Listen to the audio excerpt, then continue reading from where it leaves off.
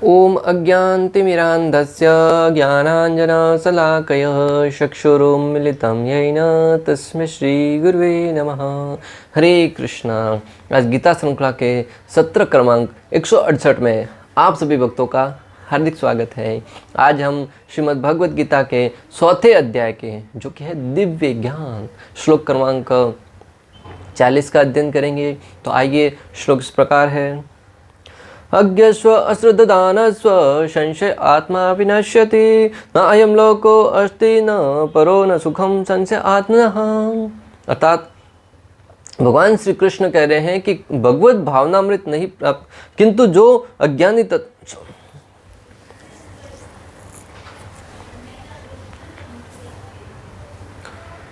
ओम अज्ञानतिमिरान्धस्य ज्ञानाञ्जनशलाकया चक्षुरुन्मिलितं येन तस्मै श्रीगुरुवे नमः। हरे कृष्णा। आज गीता श्रृंखला के सत्र क्रमांक 168 में आप सभी भक्तों का हार्दिक स्वागत है। आज हम श्रीमद् भगवद गीता के 4थे अध्याय के जो कि है दिव्य ज्ञान श्लोक क्रमांक 40 का अध्ययन करेंगे। तो आइए, श्लोक इस प्रकार है। अज्ञस्व अश्रद्धानस्व संशय आत्मा विनश्यति नायं लोको अस्ति न परो न सुखम संशय आत्मनः। अर्थात किंतु जो अज्ञानी तथा श्रद्धाविहीन व्यक्ति शास्त्रों में संदेह करते हैं वे भगवत भावनामृत नहीं प्राप्त करते, अपितु नीचे गिर जाते हैं। संशय आत्मा के लिए न तो इस लोक में न ही परलोक में कोई सुख है। भक्तों, अगर इस श्लोक का संबंध पिछले श्लोक से देखा जाए तो पिछले श्लोक में भगवान ने क्या कहा था। भगवान श्री कृष्ण अर्जुन को कह रहे थे कि जो श्रद्धालु दिव्य ज्ञान में समर्पित है और जिसने इंद्रियों को वश में कर लिया है वह इस ज्ञान को प्राप्त करने का अधिकारी है और इसे प्राप्त करते ही वह तुरंत आध्यात्मिक शांति को प्राप्त करेगा। तो ये श्लोक सुनकर अर्जुन के मन में जिज्ञासा उत्पन्न हुई कि वो जानना चाह रहा था कि हे भगवान, आपने बता दिया कि जो श्रद्धा से युक्त होकर भगवान की भक्ति में तत्परता के साथ उनके गुणों की लीलाओं का स्मरण करता है, कथाओं को सुनता है, उसकी तो गति होती है कि आध्यात्मिक शांति को प्राप्त करता है। परंतु अगर कोई व्यक्ति के अंदर श्रद्धा नहीं है, अगर कोई व्यक्ति आपको स्मरण नहीं करता है, तब उसकी क्या गति होगी। तो भगवान उसका उत्तर देते हुए श्लोक में कह रहे हैं कि हे अर्जुन, जो अज्ञानी तथा श्रद्धाविहीन व्यक्ति शास्त्रों में संदेह करते हैं, जो व्यक्ति अज्ञानी है और जो व्यक्ति श्रद्धावान नहीं है, जो शास्त्रों में संदेह करते हैं, ऐसा व्यक्ति की क्या गति है। और जो भगवत भावनामृत प्राप्त नहीं करते हैं वे भगवत भावनामृत प्राप्त नहीं कर पाते। जिस व्यक्ति के अंदर श्रद्धा नहीं है, जो अज्ञानी है, जो शास्त्रों में विश्वास नहीं करते, उसको भगवत भावनामृत कभी प्राप्त नहीं होता, अपितु नीचे गिर जाते हैं। और वो नीचे गिर जाते हैं, नीचे गिरने का अर्थ है उनका पतन हो जाता है, नरक में, नीचे के लोकों में उसका पतन होता है। संशय आत्मा के लिए न तो इस लोक में न ही परलोक में कोई सुख है। जो व्यक्ति हमेशा संशय करता है उसके लिए न तो इस जगत में और न ही परलोक में सुख कर पाता है, सुख ले पाता है। और ये तो सरल सा दृष्टांत है भक्तों, कोई भी व्यक्ति इसका अनुभव कर सकता है जिसके मन में हमेशा संशय बना रहता है। बात बात पर अगर किसी के ऊपर संशय करे तो वो अंदर से विचलित रहता है पूरे दिन। अपने परिवार के बारे में संशय करे, ये मेरे बारे में कुछ बात कर रहा होगा। अगर दूर कोई दो जन बात भी कर रहे हैं और एक ने अगर मुड़कर इसकी तरफ देख लिया तो उसको लगेगा, तुरंत मन में संशय उत्पन्न होगा, निश्चित रूप से वो मेरे बारे में बात कर रहे होंगे। उन्होंने बात करी कि नहीं करी, परंतु वो मनगढ़ंत तरीके से अनेक बात बना लेगा कि उन्होंने मेरे बारे में क्या बात करी होगी। तो जो संशय आत्मा है वो हमेशा विचलित रहता है, हमेशा संशय करने वाला व्यक्ति विचलित रहता है और विचलित व्यक्ति कभी सुखी नहीं हो सकता। जब इस जगत में नहीं हो सकता तो अगले जगत में, आध्यात्मिक लोक में तो सुखी होने का आवश्यकता ही प्रश्न ही नहीं उठता। पहली बात तो आध्यात्मिक जगत में जाएगा ही नहीं, नरक में जाएगा और वहां पे दुख होना निश्चित है, स्वाभाविक है। अज्ञानी व्यक्ति की परिभाषा क्या है। अब विज्ञानी शब्द तो आ गया, परंतु अज्ञानी की परिभाषा क्या है। जो व्यक्ति जीवन के लक्ष्य को नहीं जानता और जानना भी नहीं चाहता वह अज्ञानी है। अज्ञानी का अर्थ ये नहीं कि वो इसको अभी विद्यालय नहीं गया, प्रथम क्लास, द्वितीय क्लास, तृतीय क्लास, इन क्लासों को पार करते हुए अनेक डिग्रियां प्राप्त नहीं करी। यहाँ पर अज्ञानी व्यक्ति की परिभाषा दी जा रही है कि जिसको अपने जीवन का लक्ष्य पता नहीं है, जीवन का गोल क्या है, मनुष्य जन्म क्यों प्राप्त हुआ है, इसको हमें प्राप्त करने के उपरांत मेरा लक्ष्य क्या है, वो ज्ञान नहीं है और ज्ञान जानना भी नहीं चाहता, वह अज्ञानी है। भले आपने बीकॉम अनेक प्रकार की डिग्रियां क्यों नहीं प्राप्त करी है, आईआईटी से वर्ल्ड में गोल्ड मेडल प्राप्त हुआ है, परंतु अगर आपको अपने जीवन का लक्ष्य पता नहीं है, जीवन का ध्येय पता नहीं है कि मुझे जीवन का उद्देश्य क्या है, तब तक आप अज्ञानी माने जाएंगे। आज ऐसे अनेक लोग हैं जो शास्त्रों के बारे में बताना चाहे तब भी जानना नहीं चाहते, कहेंगे नहीं नहीं हमको ये मत बताओ, अगर ये जान लिया तो हम भोग नहीं कर पाएंगे। वो व्यक्ति सबसे बड़े अज्ञानी है। क्यों? क्योंकि जीवन के लक्ष्य के बारे में पता नहीं है। भगवत गीता सभी प्रमाणिक एवं मान्य शास्त्रों में सर्वोत्तम है। जो भगवत गीता है वो पूर्ण रूप से प्रमाणिक और मान्य शास्त्रों में सर्वोत्तम है। प्रमाणित कैसे? भक्तों, इसका संकलन किसने किया? वेद व्यास जी ने। और वेद व्यास जी जब उसको लिखना चाह रहे थे तब उन्होंने इच्छा करी कि मेरा लिखने में सहायता कौन करेगा। जब शास्त्रों का संकलन करने की इच्छा हुई, वेद व्यास जी को पता था कि कलयुग में आने वाला जीव अल्प बुद्धि होगा, अल्प ज्ञानी होगा, अल्प आयु होगा। पहले जो ज्ञान था वो गुरु अपने शिष्य को बताता था, शिष्य अपने शिष्य को बताता था। ऐसे गुरु परंपरा के माध्यम से ज्ञान चलते आ रहा था। एक बार शिष्य ने सुन लिया गुरु के मुख से, उसको तुरंत याद हो जाता था। परंतु वेद व्यास जी ने देखा कि कलयुग के जीव है वो प्राय अल्प ज्ञानी होंगे। उन्होंने सुबह में क्या पढ़ा था वो भी याद नहीं रहेगा, कल क्या खाया था वो भी ध्यान में नहीं रहेगा। तो फिर उनको ये शास्त्रों का ज्ञान स्मरण रखने का तो उनसे आशा रखना मूर्खता होगा। इसलिए उन्होंने सारे वेदों को लिपिबद्ध कर लिया, सारे के सारे ज्ञान को लिखित करके हमें देना प्रदान करना चाहा। तो प्रश्न उठा कि लिखेगा कौन? मैं बोलूं और दूसरा लिखने वाला तो कोई फास्ट होना चाहिए। आज की तारीख में टाइपराइटर होता है, उसके ऊपर हम टाइप करते हैं और लिखते जाता है। तब उनके मन में उनको कहा गया कि आप गणेश जी को बुलाओ, गणेश जी लिखने में बड़े एक्सपर्ट हैं। गणेश जी को न्योता दिया गया। गणेश जी बोले कि अभी कल तो मेरी मीटिंग है, मैं कल नहीं आ सकता, अगले हफ्ते आ सकता हूँ। बोले ठीक है। अगले हफ्ते आए गणेश जी। गणेश जी ने कहा कि करना क्या है? बोले कि सारे शास्त्रों का संकलन करना है, मैं बोलूँगा आपको लिखना है। गणेश जी ने कहा बात बहुत अच्छी है, मुझे आप भगवान की सेवा में लगा रहे, मैं भी प्रसन्न हूँ, परंतु मेरी एक शर्त है। बोले क्या शर्त? आजकल भी अगर कोई दो पार्टी के बीच में करार होता है तो कुछ शर्त लिखे थे, डिमांड पेपर के ऊपर लिख लेते हैं कि ये शर्त लागू, अगर ऐसा इसके अनुसार हम नहीं चले तो हमारा करार है वो टूट जाएगा। गणेश जी ने कहा कि मेरी एक शर्त है क्या, कि अगर आप बोलते बोलते बीच में एक बार भी रुक गए तो मैं चला, तुम और तुम्हारे शास्त्र तुम्हारे पास। वेद व्यास जी ने कहा ठीक है, परंतु मेरी भी एक शर्त है। अगर तुम्हारी एक शर्त है तो मेरी भी एक शर्त है। बोले क्या? कि जब तुम लिखोगे जो मैं बोल रहा हूं उसको पूर्ण रूप से समझकर आत्मसात करके जब तुमको लगेगा कि हाँ ये सही है तब जाके लिखना, वरना नहीं लिखना, कॉपी मत करना।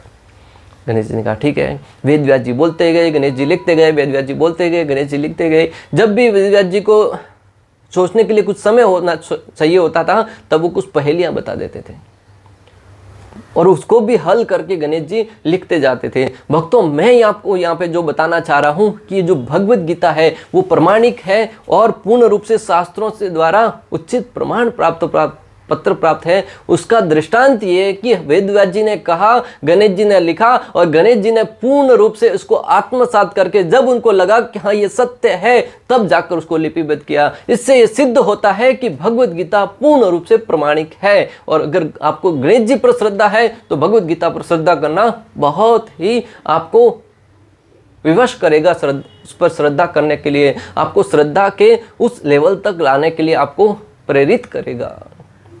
इसलिए यहाँ पे शब्द आया कि भगवत गीता सभी प्रमाणिक एवं मान्य शास्त्रों में सर्वोत्तम है। और भगवत गीता को कहा गया कि सर्वोपनिषदो गावो दुग्धा गोपाल नंदन पार्थो वत्स सुधीर भोक्ता दुग्धम गीता अमृत महत्। अगर समस्त शास्त्रों को गाय मान लिया जाए और जो गाय के अंदर से दूध निकलेगा ना अमृत रूपी, वो है भगवत गीता। समस्त शास्त्रों का सार है, समस्त शास्त्रों का निचोड़ है। उस गाय को दूने वाले हैं श्री कृष्ण और उसको पीने वाले हैं अर्जुन और आप हम सब। जो गीता रूपी अमृत दूध निकलता है उसको अगर कोई पान कर लेता है तो वो अर्जुन की भांति अभय हो जाता है, अजय हो जाता है। जो लोग पशुतुल्य हैं उनमें न तो प्रमाणिक शास्त्रों के प्रति कोई श्रद्धा और न उनका ज्ञान होता है। जो व्यक्ति यहाँ पे यूं कहा जाए कि जिस व्यक्ति के अंदर श्रद्धा नहीं है शास्त्रों के प्रति, जिस व्यक्ति को शास्त्रों का ज्ञान नहीं है, वह पशुतुल्य है। पशु तुल्य का अर्थ है कि पशु आहार, निद्रा, भय, मैथुन दोनों कॉमन है मनुष्य में और पशु में। मनुष्य भी खाता है, पशु भी खाता है। मनुष्य सोता है, पशु भी सोता है। मनुष्य बच्चे पैदा करता है, पशु भी करता है। मनुष्य को भय लगा रहता है, पशु को भी लगा रहता है। ये चारों की चारों बातें मनुष्य और पशुओं में समानता है दोनों में। मनुष्य हो सकता है कि कुछ अलग स्थिति में करे, पशु किसी अलग स्थिति में करे। बहुत बार तो मनुष्य जितना नहीं भोग कर पाता इतना भोग पशु करते हैं। फिर भी मनुष्य सोचता है कि हम सर्वश्रेष्ठ हैं। पूर्ण रूप से गलत धारणा है उनकी। अगर किसी व्यक्ति को शास्त्रों का ज्ञान नहीं है, भगवान में श्रद्धा नहीं है, तो वो व्यक्ति है वो पशु के तुल्य है। मैं नहीं कह रहा हूं, शास्त्र कह रहे हैं। आज की शिक्षा प्रणाली भी मनुष्य को पशु बनाने में तुली हुई है। आज की जो शिक्षा प्रणाली है वो भी मनुष्य को पशु बनाने पर तुली हुई है।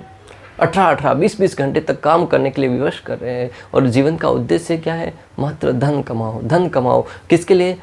पेट भरने के लिए। पापी पेट का सवाल है। किसी को भी पूछिए क्यों कमा रहे हो? पापी पेट का सवाल है। अरे पेट को तो भोजन दे ही नहीं रहा है, भूखा मर के काम कर रहा है और बोलता पापी पेट का सवाल है। पेट में तो कुछ वड़ा पाव डाल के 10 रुपए का भोजन डाल के उसको संतुष्ट करना चाह रहा है, बाकी का पैसा तो तिजोरी में जमा कर रहा है। फिर कहते हैं पापी पेट का सवाल है। उस पैसे से तो कहीं ना कहीं तुम सड़ावा लेकर अपना नाम रोशन करना चाहते हो, कहीं ना कहीं घूमने जाकर अपनी इंद्रियों को तुष्ट करना चाहते हो। 18-18, 20-20 घंटे काम करके EMI चुकाने में बड़ा फ्लैट लेकर बड़ी बड़ी कार लेना चाहते हैं और कहते हैं पापी पेट का सवाल है। किसको दिखाना है बड़ा घर लेके?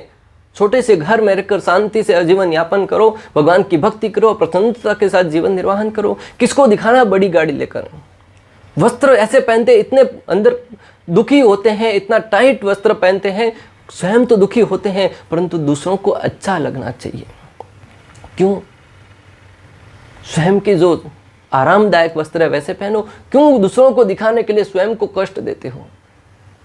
अनेक प्रकार के जीवन में कार्य करते हैं मात्र इसके लिए कि समाज को अच्छा दिखना चाहिए। अरे समाज तो तब भी तुम्हारी बुराई करेगी जब तुम अनेक लोगों के सामने अच्छा बनने का प्रयास करोगे। तब भी समाज कुछ न कुछ गलतियां आप में से निकाल ही लेगी।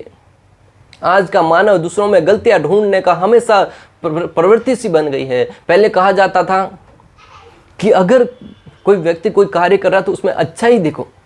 किसी ने 10 कार्य किए, उसमें से एक भी अच्छा कार्य किया तो लोग अच्छा ही देखते थे कि इसने ये अच्छा कार्य किया है। परंतु आज का मानव 50 अच्छे कार्य किए, एक बुरा कार्य किया तो उसको उस गलत कार्य को ही देखेंगे। अनेक साधु संतों को ही ले लो, कभी उससे कुछ गलती हो जाती है तो उनके गलत, अभी तक 50 वर्षों से अच्छे कार्य करता आया है, लाखों लोगों को उन्होंने परिवर्तित कर दिया, परंतु एक गलत कार्य के लिए उनको कोसते रहते हैं और उनकी निंदा करते हुए स्वयं उसके पापों के भागी बनते जा रहे हैं। भक्तों, मैं आपको जो बताना चाह रहा हूं कि दूसरों के अंदर बुराई देखने की बजाय अच्छा ही देखिए। जिस भाव से आप दूसरों को देखेंगे वैसी ही आपके अंदर धारणा उत्पन्न होगी। इसलिए हमेशा दूसरे बुरे हैं उनकी जगह पे रहने दो। अगर आपका अधिकार बनता है उसके ऊपर तो उसको कहो कि उस गलती को सुधारे, परंतु आपका अधिकार नहीं बनता है तो तीसरे व्यक्ति के पास जाकर दूसरे व्यक्ति की बुराई करने की बजाय करिए उसके अंदर अच्छा ही देखिए।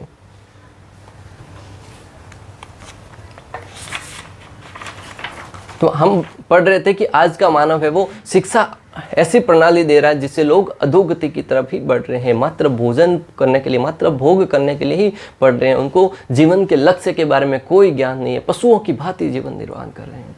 एक बार श्रीला प्रभुपाद इंग्लैंड में कथा कर रहे थे, तभी कहा कि अगर तुम अच्छे कर्म नहीं करोगे, बुरे कर्म करोगे, सांसारिक जीवन में भोग करने लिए पड़े रहोगे तो अगले जन्म में कुत्ता बनोगे। तो एक व्यक्ति खड़ा हुआ बोले कि महाराज कुत्ता बनने में क्या हर्ज है? तो बोले तुम बनना चाहोगे कुत्ता के? हाँ मैं तो बनना चाहूंगा। प्रभुपाद जी ने कहा तथास्तु। क्यों? लोगों को ज्ञान ही नहीं है कि जीवन का उद्देश्य क्या है। वो कुत्ता बनने के लिए भी तैयार है। खैर आज के कुत्ते तो बड़ी बड़ी गाड़ियों में घूमते हैं, परंतु ज्यादातर कुत्ते बड़े दुखी रहते हैं, हमेशा कष्ट में रहते हैं, भोजन भी नहीं मिल पाता और कुत्तों का जीवन हो कितना असहाय होता है। आज तो हम देखते हैं कि कुत्ते बड़ी बड़ी गाड़ियों में घूमते हैं। लोग अपने माता पिता की सेवा करने में शर्म महसूस करते हैं और कुत्तों की सेवा करने के लिए हमेशा अपने आप को गर्वित महसूस करते हैं। भक्तों, प्रातःकाल कभी पॉइंट पे जाइएगा। मैं एक दिन गया था वहाँ पे, तो वहाँ पे देखा कि बड़ी सी गाड़ी में से 2 कपल उतरे, उनके साथ एक कुत्ता भी था। थोड़ा आगे गए, कुत्ते ने जैसे ही मल विसर्जित किया, एक वो व्यक्ति बड़ा धनवान दिख रहा था, 80 लाख की गाड़ी लेके आया था, हाथ में उस कुछ टिश्यू पेपर लेकर उसके कुत्ते को मल को उठाकर साथ में लेके चलने लगा। उसको देखकर बड़ी घिन आ रही थी, अंदर ही अंदर दया आ रही थी, करुणा आ रही थी उसके ऊपर कि क्या मानव जीवन, किस मानव है वो, किस दिशा की तरफ प्रगति कर रहा है। आज माता पिता को अपने बच्चों की सेवा करने में, अपने माता पिता की सेवा करने में लज्जा महसूस होती है। जब माता पिता की सेवा की बात आती है तो तीसरे व्यक्ति को काम पे रख देते हैं कि वो उनकी सेवा करेगा, परंतु कुत्तों के पीछे उनका मल उठाने तक विवश हो रहे हैं। हम कुत्तों के अगेंस्ट नहीं है, परंतु भक्तों जो सीखने वाली बात है कि कुत्तों को बनाया गया है रोड के ऊपर घूमने के लिए, दूसरों की रखवाली करने के लिए। आप अपने घर में रखने वाले मेंबर जो आपके माता पिता हैं, उनको तो आप अनाथ आश्रम में भेज रहे हैं और कुत्तों को घर पे ला रहे हैं। ये कौन सी सभ्यता है? हाँ, आपको पशुओं से प्रेम है, बहुत अच्छी बात है, परंतु साथ ही साथ अपने परिवार की भी सेवा करो, साथ ही साथ गौ माता की भी सेवा करो। एक बार हमारे घर के नीचे कोई मेहमान आया था, उनके साथ एक कुत्ता आया था। वो कुत्ता घूमते घूमते ऊपर आ गया, हमारे घर के सामने आकर मल विसर्जित कर दिया। उस व्यक्ति को नीचे से बुलाया कि भाई ये कुत्ता किसका है? तो वो बड़ा पढ़ा लिखा व्यक्ति था, सुसंस्कृत लग रहा था। उसने अपने हाथ से उस मल को उठाया और साफ किया, पूरा पोछा वगैरह। बड़े भाई ने पूछा कि रोज यही कार्य करते हो? बोले हाँ, घर पे भी यही काम करना पड़ता है। फिर कुत्ते को क्यों पालते हो? बोले पत्नी का शौक है। क्या कार्य करने लगा दिया है आज के मानव को, कुत्तों का मल साफ करने के लिए। बड़ा दया आता है अंदर ही अंदर भाव कि आज का मानव किस दिशा में जा रहा है। भक्तों, मैं आपको जो बताना चाह रहा था कि आज की शिक्षा प्रणाली है वो लोगों को गौ सेवा से कुत्तों की सेवा की तरफ प्रेरित कर रही है। भगवान के ऊपर श्रद्धा रखना के बजाय अनेक प्रकार की ढोंगियों के ऊपर श्रद्धा रख रही है। अपने जीवन निर्वाहन करने के लिए, जीवन की सेवा करने के बजाय, अपने स्वयं के इंद्रियों की सेवा करने के बजाय, भरपेट भोजन करने के बजाय दूसरों को दिखावे करने के लिए अनेक प्रकार के कार्य कर रहे हैं। स्वयं को आरामदायक वस्त्र पहनने की बजाय दूसरों को अच्छा दिखने के लिए इतने टाइट फिटिंग वस्त्र पहनते हैं। ऐसे अनेक प्रकार की उटपटांग हरकतें करते हैं। आज का मानव प्रगति के नाम पर अधोगति की तरफ बढ़ रहा है। आज का मानव, हम कहते हैं आए दिन हमने बहुत प्रगति कर ली, हेलीकॉप्टर बना लिया, हवाई जहाज बना लिया, पानी में तैरने वाले अनेक प्रकार के जहाज बना लिए, बहुत प्रगति कर ली। परंतु अगर तत्व से देखा जाए तो भक्तों, आज का मानव प्रगति के नाम पर अधोगति की तरफ बहुत तेजी से बढ़ रहा है। घर तो बड़े होते जा रहे हैं, परंतु परिवार टूटते जा रहे हैं। आज का मानव प्रगति के नाम पर घर तो बड़े बड़े बना रहा है, 2 BHK, 3 BHK, 4 BHK, परंतु उसमें रहने वाले लोग हैं मात्र 2 या 3। परिवार टूटते जा रहे हैं। पहले घर छोटा होता था, परंतु परिवार आपस में जुड़ कर रहते थे। 7-7, 8-8 परिवार में प्रेम और स्नेह बना रहता था। आज परिवार है वो टूटते जा रहे हैं। मिठाइयाँ तो बहुत खा रहे हैं, परंतु हृदय के अंदर कड़वाहट बढ़ती जा रही है। स्वादिष्ट मिठाइयाँ बहुत खाते हैं, परंतु दूसरों के प्रति घृणा है, द्वेष है, ईर्ष्या है, वो बहुत ही बढ़ता जा रहा है। दान तो बहुत कर रहे हैं पर दिखावे के लिए। दान तो बहुत दे रहे हैं, परंतु बड़े अक्षरों में दीवार पर लिखवा लेते हैं कि फलाने व्यक्ति ने दान दिया है। अरे एक ईंट भी कहीं भेंट करेंगे तो पूरे खानदान का उसके ऊपर नाम लिख लेते हैं। तो दान दे रहे हैं, परंतु साथ ही साथ दिखावा है वो बढ़ता जा रहा है। फेसबुक फ्रेंड तो बहुत है, पर दुख के समय साथ देने वाला कोई नहीं है। फेसबुक पे 5-5, 10-10 हज़ार व्यक्ति फ्रेंड बनाए बैठे हैं, परंतु जब व्यक्ति बीमार पड़ता है तब उसका हाल चाल पूछने के लिए एक व्यक्ति भी उसके पास नहीं होता है। रिश्ते तो बहुत है, पर निभाने वाला कोई नहीं रहे। रिश्ते बहुत हैं, परंतु निभाने वाले कोई नहीं हैं। पहले सोने और चांदी के बर्तनों में भोजन करते थे, आज प्लास्टिक की प्लेटों में भोजन कर रहे हैं। पहले सोने और चांदी के बर्तनों में भोजन करते थे, आज प्लास्टिक की प्लेट में खड़े खड़े, पहले आरामदायक बैठकर प्लेट लगाकर उसके ऊपर भोजन करते थे, परंतु आज खड़े खड़े बुफे भोजन करते हैं। दूसरे की प्लेट में हाथ में ले रहे हैं, इधर गिर रहा है, इधर गिर रहा है, कैसे तो करके उसको खा लेते हैं। ये प्रगति है। पहले शुद्ध घी खाते थे और आज रिफाइनरी ऑयल खाते हैं। पहले शुद्ध घी में बनी हुई व्यंजनों को खाते थे, परंतु आज अनेक प्रकार के ऐसे ऑयल आ गए हैं जो अनेक प्रकार की बीमारियां उत्पन्न कर रहे हैं। ऐसे भोजन को कर रहे हैं। क्या यही प्रगति है? ये प्रगति के नाम पर अधोगति की तरफ तेजी से प्रगति कर रहे हैं। प्रगति तो कर रहे हैं, परंतु अधोगति की तरफ। ये आज के मानव को इसके ऊपर सोचना चाहिए, विचार करना चाहिए कि हम कौन सी दिशा में जा रहे हैं। हाँ, हमने अनेक प्रकार के उपकरण बना लिए, परंतु उस उपकरणों का उपयोग किस लिए करना है वो किसी को ज्ञात नहीं है। अज्ञानी व्यक्तियों की तुलना गधे से की गई है। जो अज्ञानी व्यक्ति है उनकी तुलना शास्त्र है वो गधे से करते हैं। गधा क्या करता है? पूरा दिन 18-18, 20-20 घंटा मालिक के पास काम करता है। अंत में उसे प्राप्त क्या होता है? थोड़ी सी घास। अरे घास ही खानी थी तो बाहर जाकर कहीं भी चरकर खा सकता था। 18-20 घंटे काम करने की क्या आवश्यकता पड़ी? भोजन करने के लिए 2-4 घंटा काम करेंगे तो भी भोजन तो प्राप्त हो जाएगा, परंतु 18-20 घंटे काम करने की आवश्यकता क्या पड़ी? क्यों? क्योंकि दूसरों को दिखाना है। गधे के अंदर ज्ञान नहीं है, इसलिए तो गधे का उदाहरण दिया जाता है कि गधे की भांति मेहनत कर रहा है। गधे को खाना मात्र थोड़ी सी घास है, वो जब कहीं भी जाकर खा सकता है, परंतु मालिक के दंडे खाता रहता है और 18 से 20 घंटा काम करता है। इसलिए मनुष्य की तुलना की गई है गधे से। गधा है वो बार बार गधी की लात खाता है, फिर भी इंद्रिय भोग के लिए हमेशा उसके पीछे पड़ा रहता है। उसी प्रकार मानव भी, आज का मानव अनेक प्रकार से डांट फटकार और अनेक प्रकार से धोखा खाता है, फिर भी इंद्रिय भोग करने के लिए हमेशा माताओं के पीछे लगा रहता है। यह है गधे और मनुष्य की तुलनात्मक अध्ययन। अश्रद्धाना, अगला शब्द है अश्रद्धाना। ज्ञान तो होता है पर शास्त्रों और भगवान में श्रद्धा नहीं होती। अर्थात बहुत सारे ऐसे लोग होते हैं जिनको ज्ञान तो है शास्त्रों का, परंतु शास्त्रों में और भगवान में श्रद्धा नहीं है कि क्या ये सही है, क्या ये लिखा हुआ सही है। ज्ञान बहुत है, शास्त्र बहुत पढ़ लिए, परंतु उनमें श्रद्धा नहीं है तो वो भी काम नहीं आएगा। जैसे कुछ लोगों की भगवत गीता जैसे शास्त्रों में श्रद्धा तो होती है, फिर भी वे न तो भगवान श्री कृष्ण में विश्वास करते हैं न उनकी पूजा करते हैं। कहते हैं कृष्ण अभी जेल में है। ऐसे अनेक लोग हैं जिन्होंने शास्त्रों को भी पढ़ा है, वेदों को भी पढ़ा है, भगवान को भगवान भी मानते हैं, परंतु पूर्ण रूप से श्रद्धा नहीं है कि क्या ये शास्त्र सही है, क्या श्री कृष्ण भगवान है। बहुत सारे लोग ऐसे हैं जो कहते हैं कि कृष्ण अभी जेल में है, कृष्ण अभी नरक में है, क्योंकि उन्होंने कुरुक्षेत्र के युद्ध स्थल में युद्ध करवाया था। अरे जिस श्री कृष्ण के नाम का उच्चारण करने से लोग भवसागर से पार हो जाते हैं, वो भगवान क्या जेल में रहेंगे? वो भगवान क्या नरक में रहेंगे? स्वाभाविक सी बात है, जिसके नाम का उच्चारण करने मात्र से व्यक्ति भवबंधन से मुक्त हो जाता है, वह व्यक्ति भला नरक में कैसे रह सकता है? परंतु ये उन व्यक्तियों से के लिए है जिसके अंदर श्रद्धा नहीं है। उपयुक्त सभी कोटि के व्यक्तियों में जो श्रद्धालु नहीं है और सदैव संशयग्रस्त रहते हैं, वे तनिक भी उन्नति नहीं कर पाते।